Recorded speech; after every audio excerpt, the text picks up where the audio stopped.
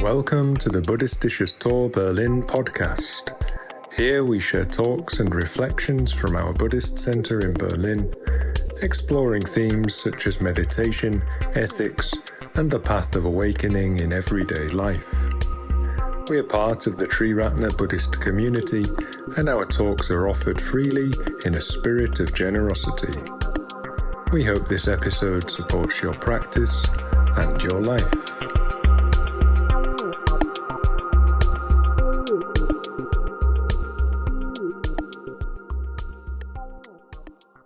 It's the 6th of April of 1967, and we're in a basement in Monmouth Street in London, which is somewhere near the British Museum, for those of you who know London a little bit.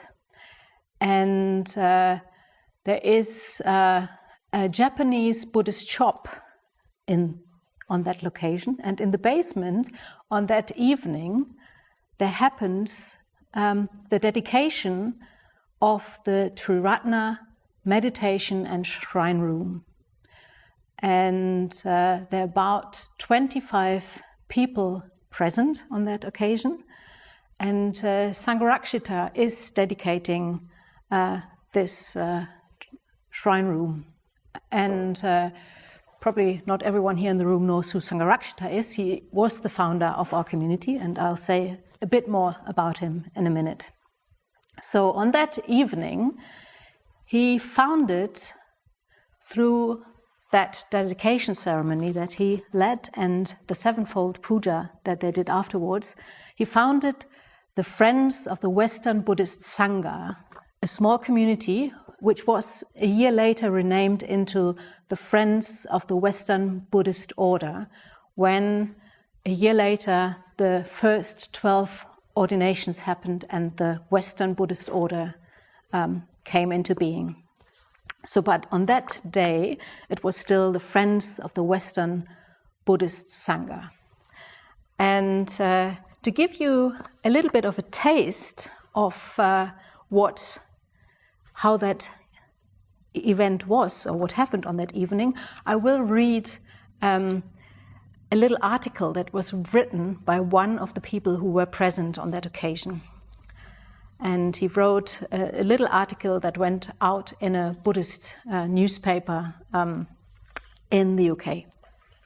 So, an event which may turn out to be a landmark in the further development of the Buddha Dharma in Great Britain took place on the evening of the 6th of April. This was the dedication ceremony of the new Triratna meditation and shrine room.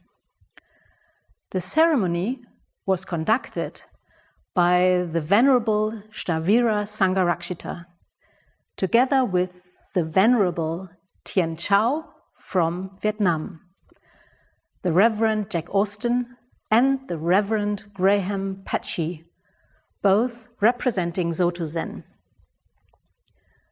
The invited guests, numbering about 25, were able to participate in the ceremony, which had been especially devised by the Venerable Stavira Sangharakshita for the occasion.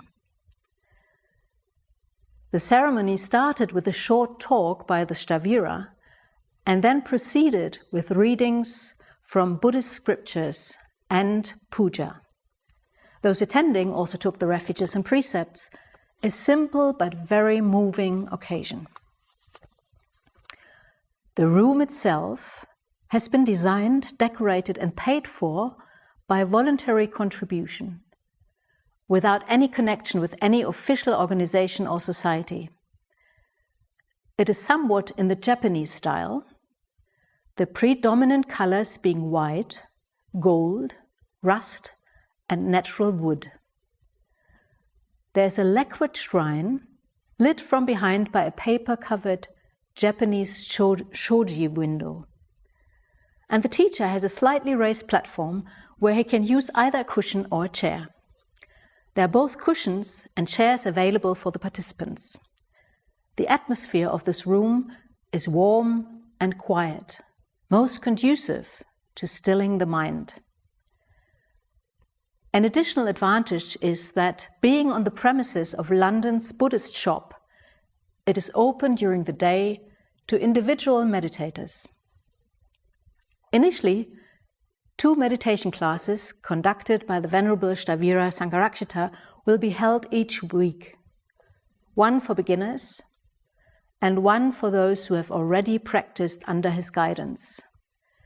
Further classes projected consist of a Zen study class to be taken alternately by the Venerable Sangharakshita and the Reverend Jack Austin, and a fortnightly discussion meeting. Puja will also take place periodically. So maybe that gives you a little bit of an idea of the atmosphere of the place and what happened and what was about to happen from that onwards. So basically this evening marks the beginning of our community, and now 59 years later we're here, and in some way we are linked to that occasion on the 6th of April in 1967. And I want to say a few words about what had happened before and what actually led to this event. To give you an idea, who was this person, Sangharakshita, who then founded our community. So he was born in 1925 in London, and as a very young man already, in his teenage time, he came across Buddhist texts, very traditional Buddhist texts that he discovered in a library. And he had already had a really strong interest in philosophy and spirituality, and had been reading a lot. And he discovered those texts when he was 17. And by reading those texts, he instantly knew that he was a Buddhist. And he had that strong resonance, something deeply moved him, and he knew that this was the path he wanted to pursue. And a few years later, when he was 19, he was conscripted to the army, and interestingly, that wasn't his choice, but his unit was sent to India. So he was sent to the birthplace of Buddhism as part of the army, and he had the opportunity to pursue his search for Buddhism and other Buddhists. And he left the army when the Second World War was finished. So of course, that was the time in the 40s of the Second World War.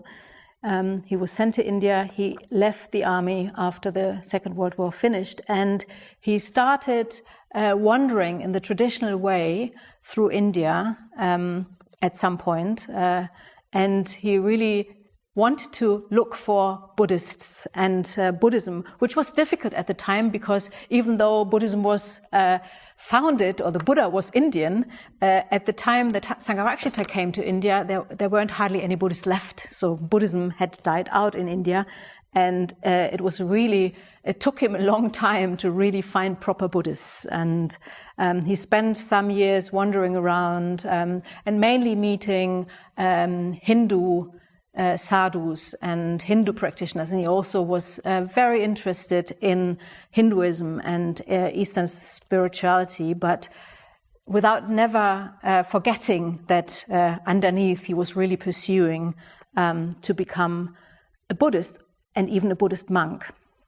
And that happened at the end of the 40s. He received novice ordination, and then in 1950 he was ordained as a proper monk into the Theravadan tradition. So that was the only Buddhists he could find were Theravadan monks, which most of them had been trained in Sri Lanka or Burma. And then he spent 14 years in Kalimpong in the Himalayas near the Tibetan border.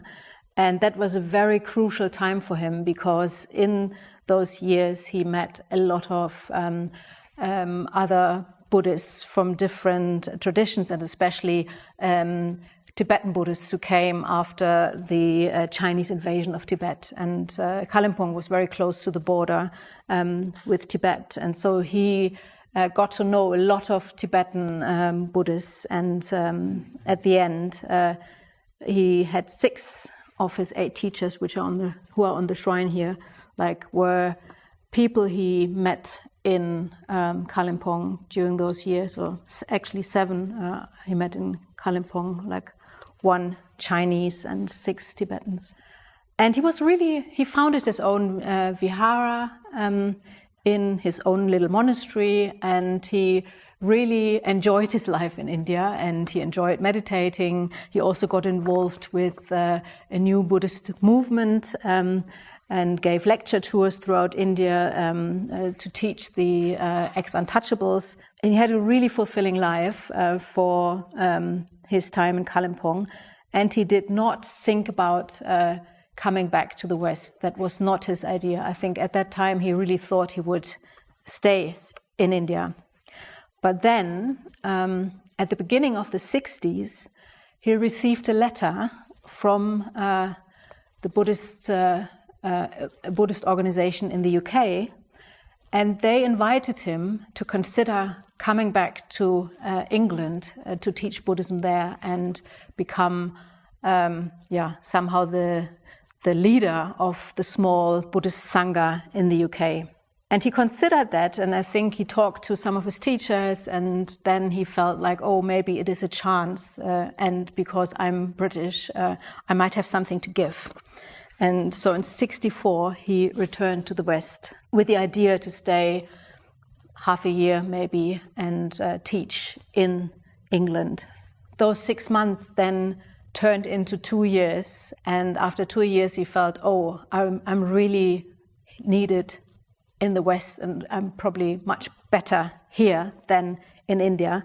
And he decided that the time, that for him, it was the right decision to move permanently back to the West. I mean, the Buddhists, it was very small, there were very few Buddhists at the time, and he really felt he could give something to establish Buddhism in the West.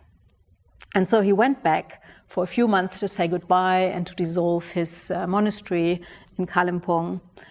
And while he was on his good farewell journey in India, he received a letter from the Buddhist Association that had previously invited him, and they told him that they had changed their mind and that he could better stay, or that he should better stay in India, and that they would not want him back in the UK.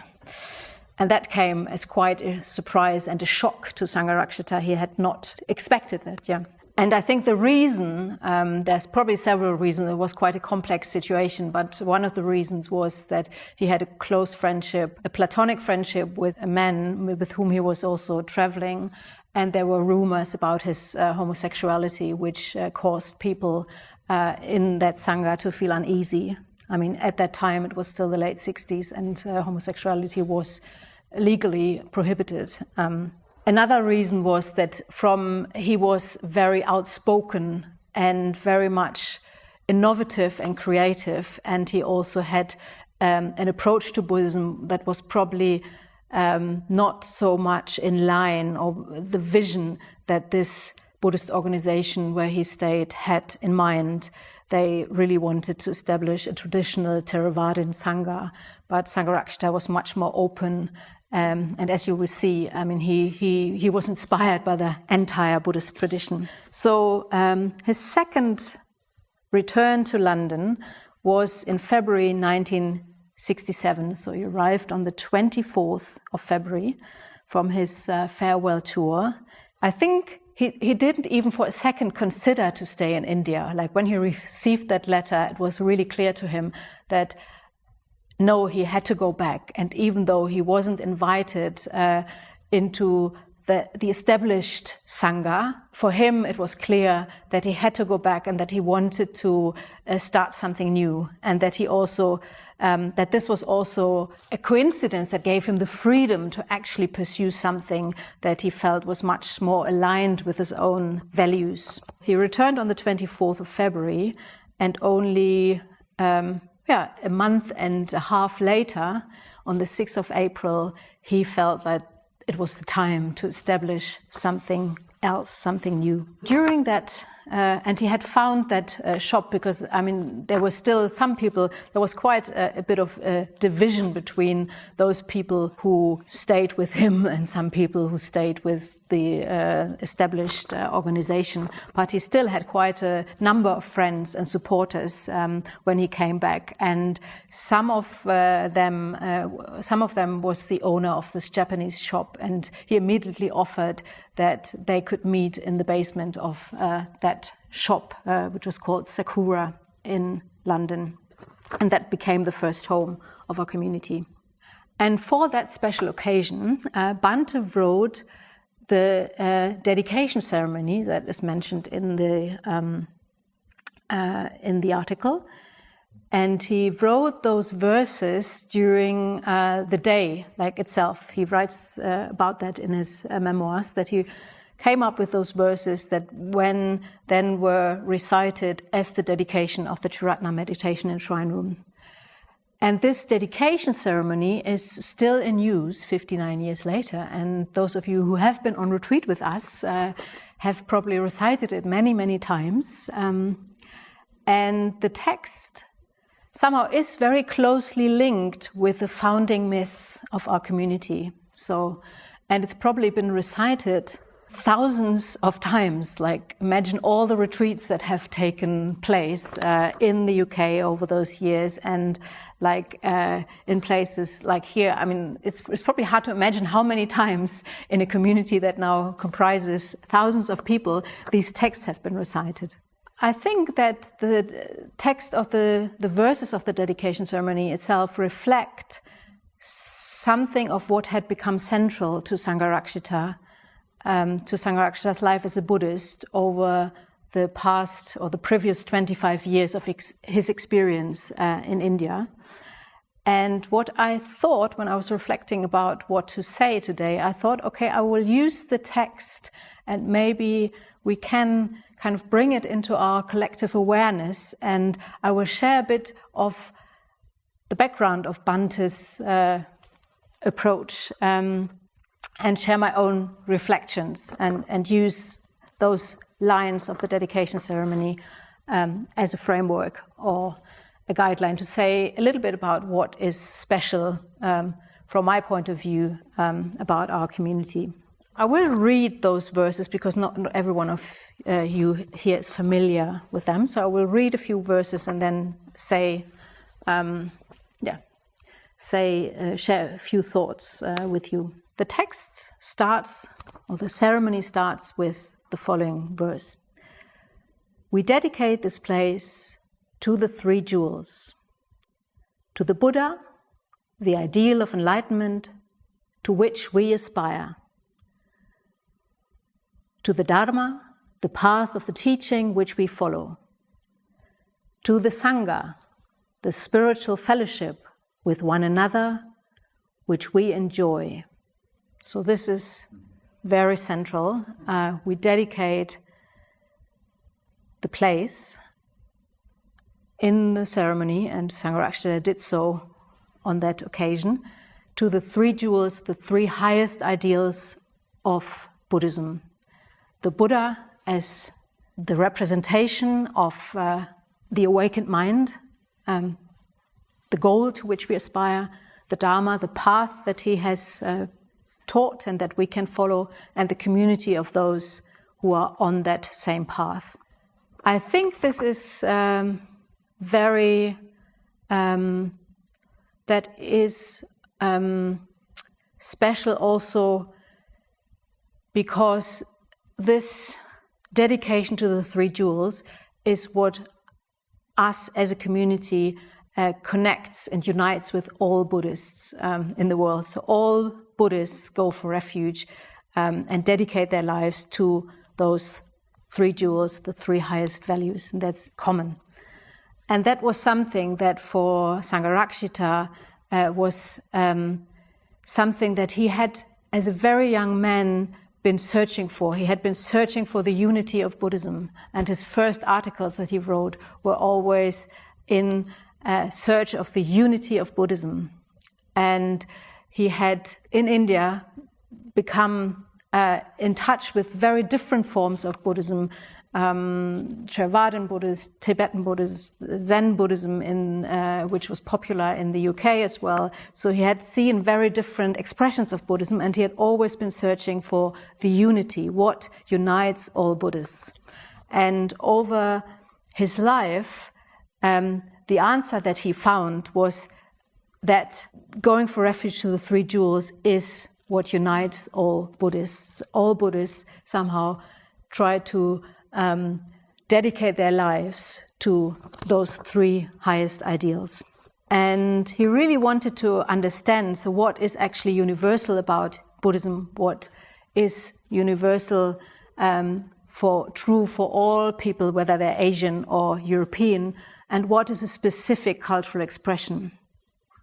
And he was in India at a time when, for the first time, translations of all texts of all schools of Buddhism became available, and where suddenly Buddhists became aware of each other. Before that, people had never, probably when you were somebody living in Tibet and practicing Buddhism, you weren't aware of people in Japan or in Sri Lanka, and somehow that situation only came into being at the beginning of the 20th century, when suddenly all these texts became translated into English, and when people could study all the different expressions of Buddhism. So Sangharakshita was at the forefront of that development. And he really understood that in a modern, globalized world, we need an approach to Buddhism that can make sense of the whole tradition. And that we are in a situation that is very different from how Buddhism had been transmitted over the course of the centuries, where probably a monk was traveling to the neighboring valley and then kind of transmitted his form of Buddhism somehow. But now we're in a very different situation. We have like the whole expression, the whole Dharma available to us. And he also saw that in traditional, like in Asia, traditional societies were in a decline, and that somehow the lifestyle of Buddhist monks and Buddhist full-time practitioners was also in decline in Asia. So the conditions were different, and he was looking for an answer, like how to lead a full-time spiritual life under the conditions of a modern Western society. And so what he came to see was that dedication and commitment is what counts, and not the outward appearance or specific lifestyle, the outward appearance of or lifestyle of a monk. Just following certain rules doesn't really make you a practitioner. Yeah, and to me personally, I think being part of an ecumenical, non-sectarian Sangha that is somehow ear to the entire Buddhist tradition is a really great source of inspiration.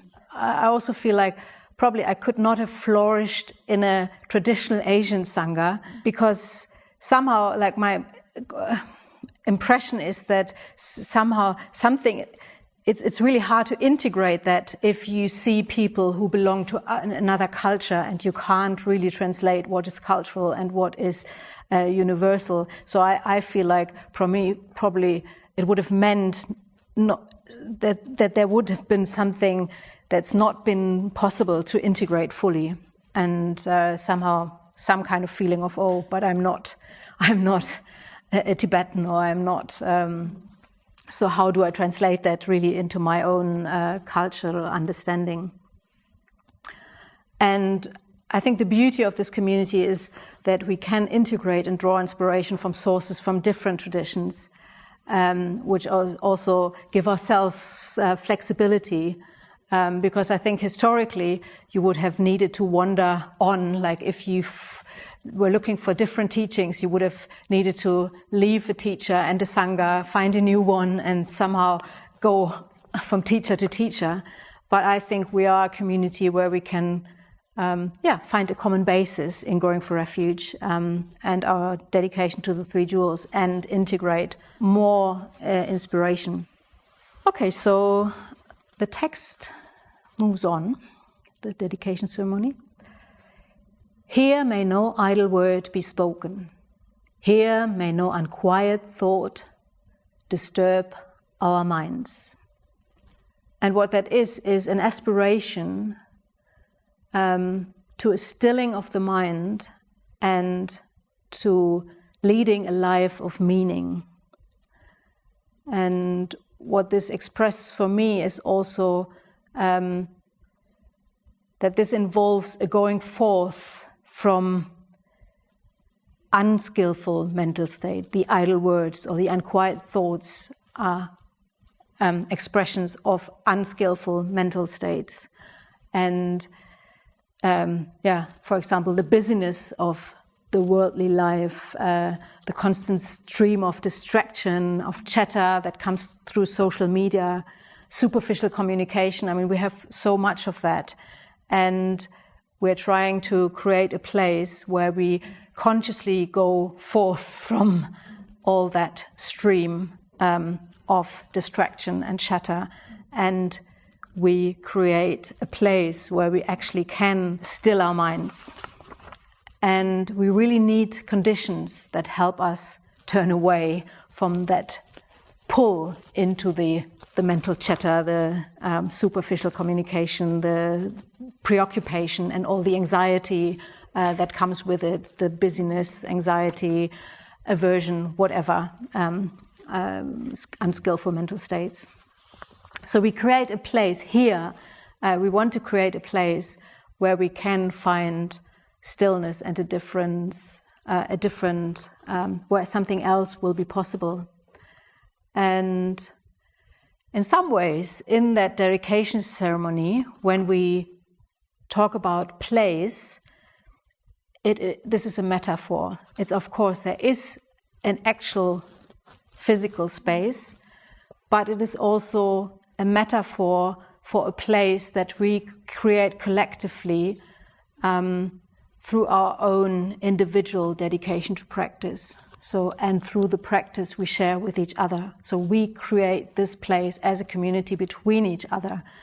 And our collective practice somehow crystallizes in time and space in a place like this here, or in the place in Monmouth Street in 1967. But basically the place that we're trying to create is exists also on a different plane. And sacred spaces, these places that we're creating through this dedication to practice, are something very rare today. And it's really interesting that there is something tangible that people can pick up when they come in here, something that really makes it a different place. I've just 3 weeks ago had a friend who came here for the first time, and I showed her, and she had no connection with Buddhism, but she really said, "Oh, this is a special place." And you could really sense how she could pick up something. I think for my path as a Buddhist or as a Dharma practitioner, some of the places that we as a community have created over the past 6 decades that our community has existed have been enormously important. And especially I think of retreat centers in Germany, in the UK, in Spain. So somehow these places have they accumulate practice, and they become places where transformation becomes possible. And I've just been to a workshop last week in Adistana with where we had a workshop on the future of Triratna, and to envision how the future could look like. And we were talking about creating points of power. And I really like that image, that it's a point of power, somehow a point that can draw in people and become not power in the worldly sense, but like points of spiritual power that can really attract people and give people an intense opportunity. Yeah, and I think we need these points of power. We need places like this one to turn away from distraction and to turn towards a stilling of the mind and a simplification of our lives if we want to find meaning. And I think for Sangharakshita, this was his main driving force, to find a spiritual path that was meaningful and relevant for people who live in our set of conditions. Okay, so to the observance of the 5 precepts, we dedicate this place. To the practice of meditation, we dedicate this place. To the development of wisdom, we dedicate this place. To the attainment of enlightenment, we dedicate this place. So what we're doing here is to dedicate ourselves to following the teaching of the Buddha and the path that he taught. And it consists traditionally of 3 stages. The precepts, which is ethics, samadhi or meditation, and prajna or wisdom. So there are 3 stages, and on the basis of our ethical practice, we can cultivate our mind in meditation, a mind that is more stable and positive, and a mind that is so prepared can develop wisdom. And wisdom starts with intellectual understanding that then can mature into intuitive wisdom. And this path is universal to all forms of Buddhism. And even some traditions might emphasize one stage more than another. So Zen Buddhism is probably more on the basis of, on the end of meditation. Other practices are more on emphasizing ethics. But if every one of us has to go through all stages at some point, so that's the path, and it's also universal. And I think what attracted me to Triratna is also that Bhante was always very clear and uncompromising that we practice for the attainment of enlightenment, and that the goal has not been watered down, that it's not just to feel a little bit better or like a small goal, that it is a goal that probably we can't know what it is, but we have the highest goal possible. And for me, that is something very radical. And this is also one of the vows that we take at ordination. Like when we're ordained, we take the vow to practice for the attainment of enlightenment. And it's a very weighty vow. Okay, so next. Though in the world outside there's strife, here may there be peace. Though in the world outside there's hate, here may there be love. Though in the world outside there's grief, here may there be joy. And I think these verses seem probably more relevant now than ever. But we may not forget that the world in 1967 was also struck by conflict. And at the time Sangharakshita wrote those lines, the world was highly polarized by the Cold War, and the Vietnam War was at a climax. And only a week after the dedication of the Triratna Shrine Room, there was the biggest anti-war demonstration in New York against the Vietnam War. So I think he wrote that also in a climate of being aware of the world outside and the hate and strife and grief that was present. And it's the miracle of the Buddha's teaching that we can develop the ability to open our heart and allow ourselves to feel the pain and the suffering that is part of our experience as human beings. And yet we don't need to fall into overwhelming depression. We can open our hearts to the suffering and respond with love and compassion. And with mind training, it is possible to respond with compassion even like when we experience aversion, and even when it is directed towards ourselves. So this is the practice of kshanti, or patience, and one of the mind trainings of the Bodhisattva. I deeply believe that it has an effect on the world if we create places in which genuine peace, love, and joy can be experienced. And I think the grimmer the world gets, the more important this seems to be. And it's the essence of Buddhist practice to love and to care for others. But we need also a lot of wisdom to do this. And to develop this wisdom is challenging, and it requires us that we face and work with our deepest fears. Those verses don't mean that we just turn away from the suffering of the world and create this place of joy, and they might easily be misunderstood. It doesn't mean that. It really means turning toward the suffering and facing the suffering, developing love, joy, and peace. When we succeed in doing this, I think we become upholders of a vision. The vision that peace, love, and joy are real possibilities even today.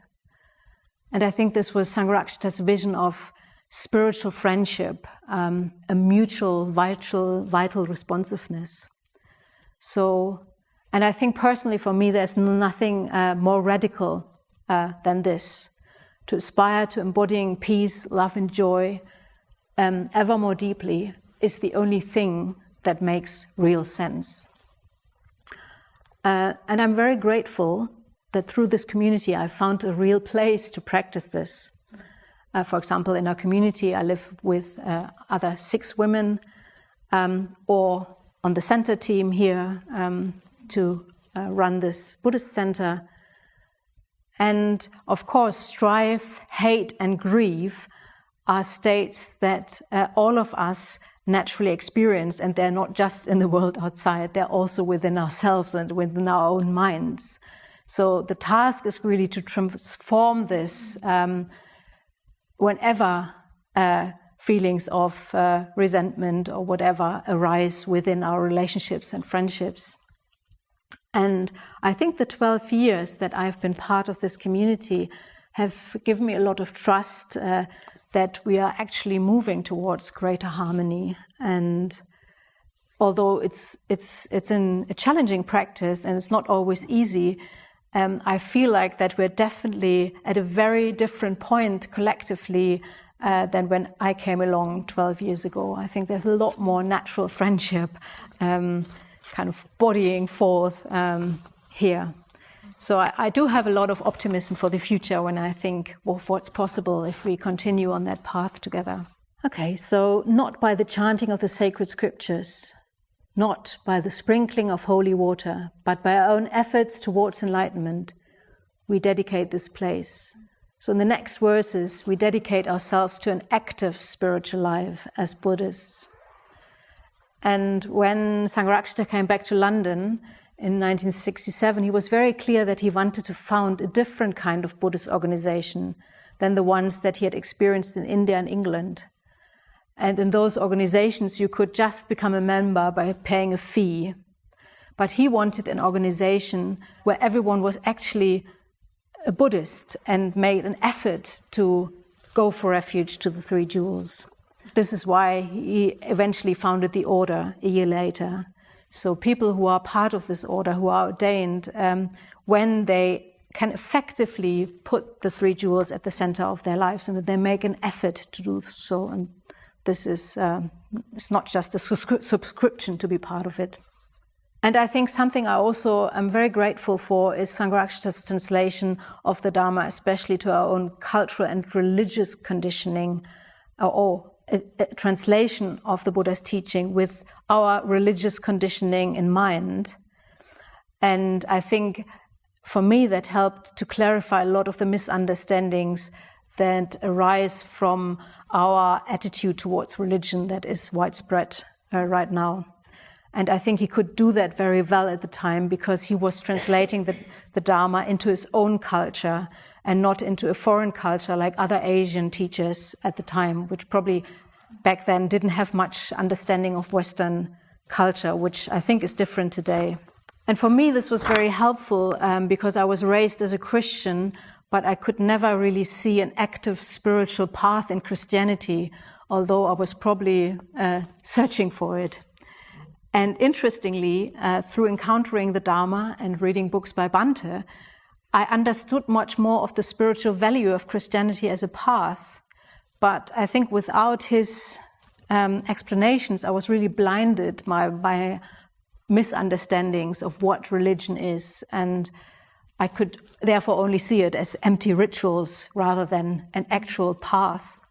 The community Sangharakshita founded has offered me a method of development and growth and a vision towards what to grow. And these are two of the 4 gifts that Sangharakshita described in a poem. Now it's getting mythic. So, around this mandala, this sacred spot, may the lotus petals of purity open. Around this mandala, this sacred spot, may the Vajra wall of determination extend. Around this mandala, this sacred spot, may the flames that transmute samsara into nirvana arise.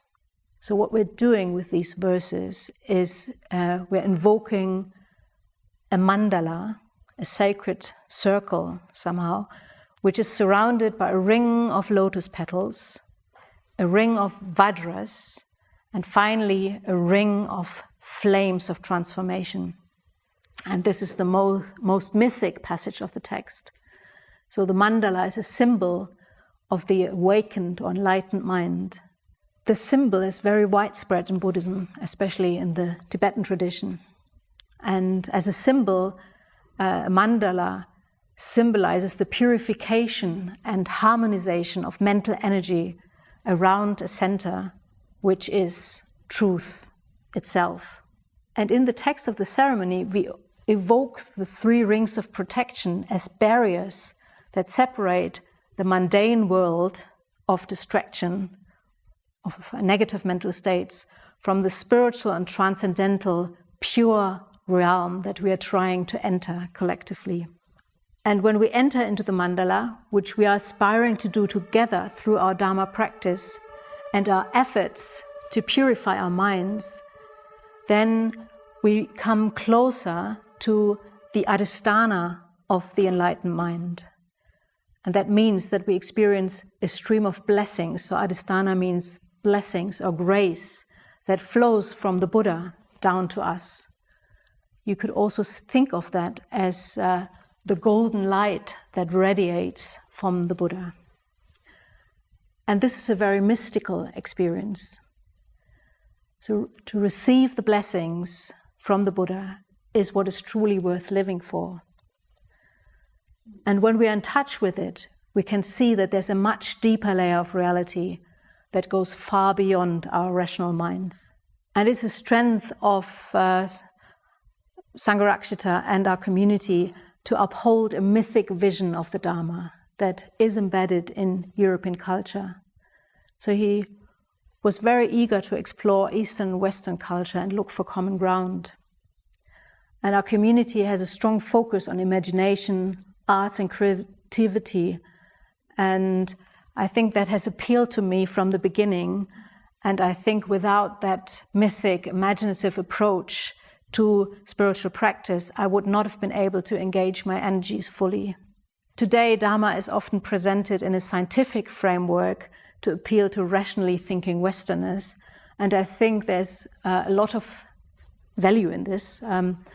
But I think for myself, I felt like without the mythic, I would not have been able to fully get myself behind the practice.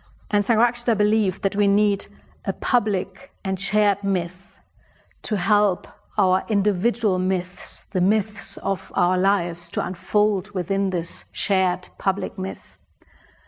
And I would say that this is definitely what I have experienced by being part of this community, and for which I'm very deeply grateful. So we are in this mandala together. We are in the images of the poem of the 4 gifts. We are dancing this round dance together. The ceremony continues. Here seated, here practicing. May our mind become Buddha. May our thought become Dharma. May our communication with one another be Sangha. So now, from within the mandala, we're making an aspiration.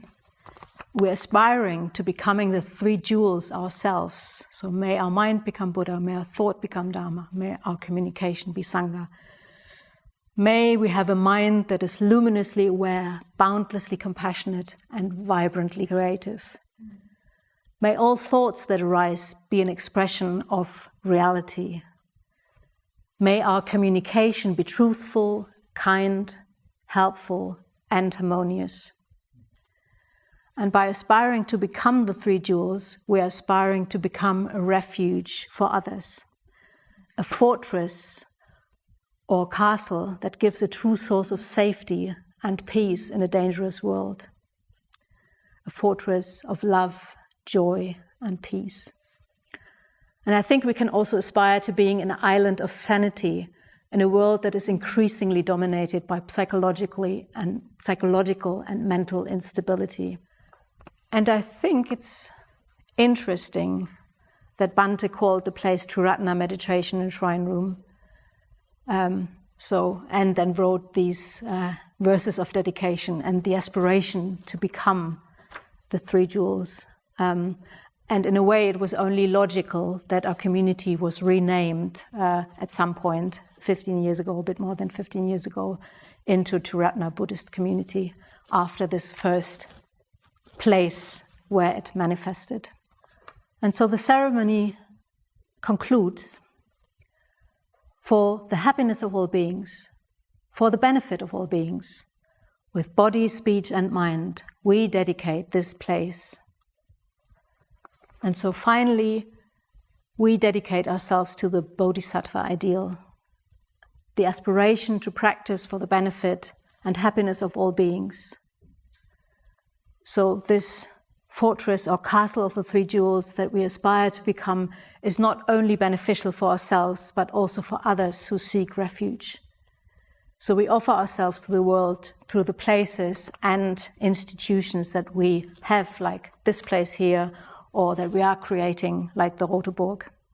And the Bodhisattva ideal was very important for Bhante, and although he was ordained in the Theravadan tradition, he later took the Bodhisattva ordination from Dadu Rinpoche, and he was very clear that the community he founded was a Mahayana Sangha, and that the altruistic dimension of our practice is as important as one's own personal development.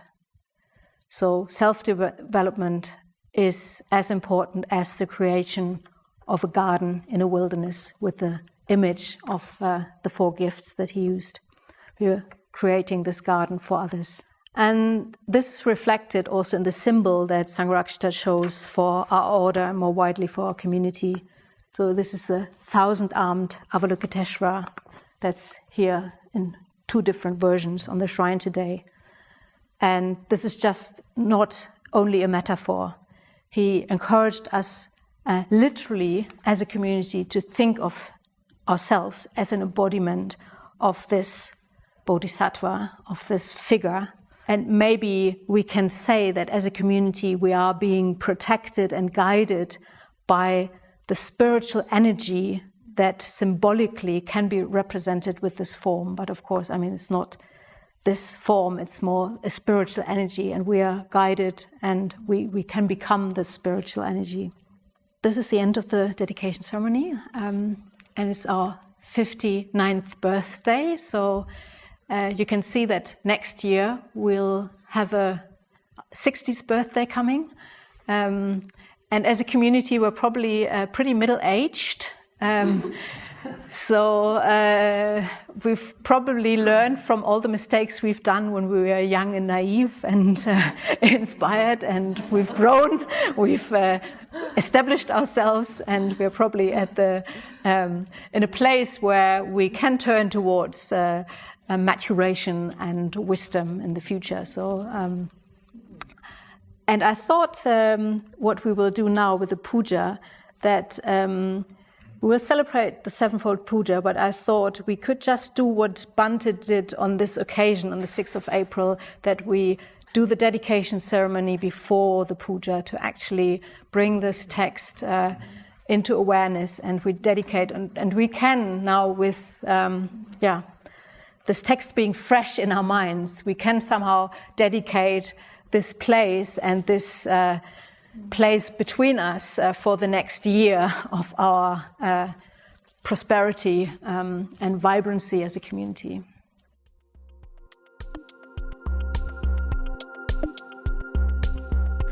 Thank you for listening. If you enjoyed this talk, you are warmly invited to visit Buddhistisches Tor Berlin in Kreuzberg. We offer meditation, Dharma talks, and courses that support practice in everyday life. You'll find more information in the episode description.